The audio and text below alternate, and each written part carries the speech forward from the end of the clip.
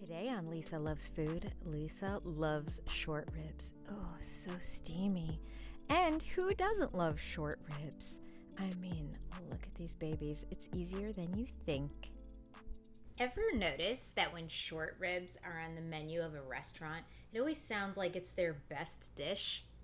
That's because it is.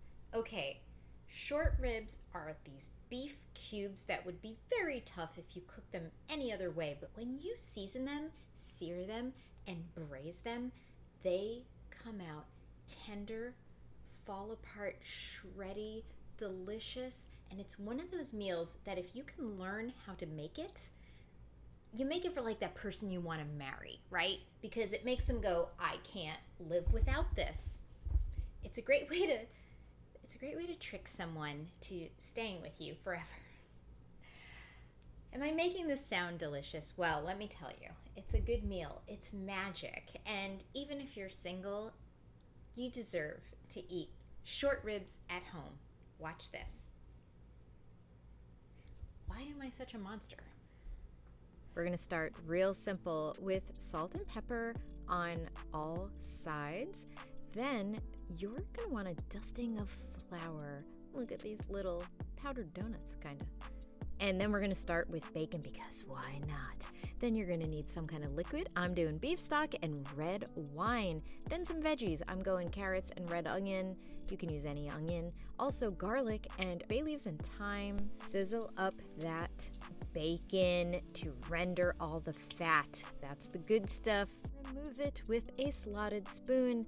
And then, of course, save those little bacon bits for, in this case, a garnish. I don't know, you could throw it in a salad. You can put them on your naked body. I don't know what you're going to do with it, but you do something good with it. Then we're going to take our little dusted cubes and sear them in your hot bacon fat. Now, we are going to do this in batches. This is very important because we want them to have room to hang out. They want personal space in this elevator, okay? Now, we're not trying to cook them through here. We're just getting them a little crusty. Look at that nice crust. We just want crust on the meat. We want some crust in the pan. You know, here in the food world, we call that flavor. And at this point, your house, your hair smells seductive. Then we're going to throw our veggies in. That's right, don't clean the pot in between. Don't you dare, because you want all the crustiness in the pan, which is going to come up with the veggies. See, I'm scraping a little bit there. Give every layer a little sprinkle of salt and pepper. I mean, we want to season along the way. I'm going to throw in a little bit of my red wine now. We're just getting the bits up into all the goodness. You're just getting the veggies started here because they're going to cook for a long time with this meat. Then you're going to nestle your little meat cubes like little crusty meat babies on this bed of vegetables. Add your herbs. If you have butcher twine, you can tie it together. Otherwise, if you leave them on the sticks, it's just easy to pull out later. So we're not panicking here. As long as you season, sear, and braise, you can mix things up. Using bay leaves, looks like a lot because these were small.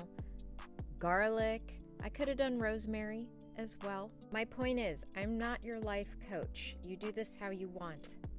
The red wine goes in. You could put even a whole bottle of red wine if you want to, baby. Some beef stock. I want to take a bath like this. Just a hot tub of meat juice and wine. Get it all bubbling like a witch's cauldron. Put it in the oven. 275 degrees Fahrenheit or 135 Celsius. Live your life for the next 3.5 to 4 hours. In this case, I'm going to be a sexy welder, just like I've wanted to be since the 80s. Now, here's the goodness we've been waiting for. They've braised for hours. They're gonna fall off the bone. You've got work to do. Remove the meat. Strain the veggies and remove the bay leaves and thyme. Cover the meat and veggies and set aside. Now you're going to reduce that liquid gold. It's going to have a liquidy layer of grease on top that you can spoon off and discard, and then you will have the most delicious sauce.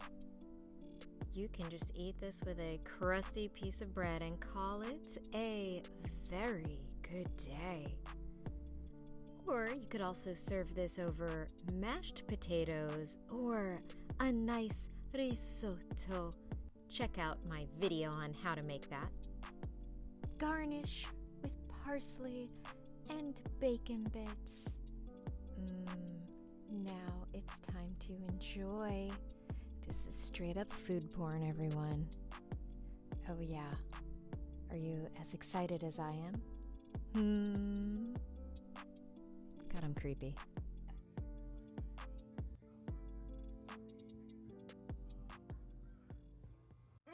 Oh my lord. I'm gonna marry myself. Yourself, not the food. I'm gonna marry myself because I can make this.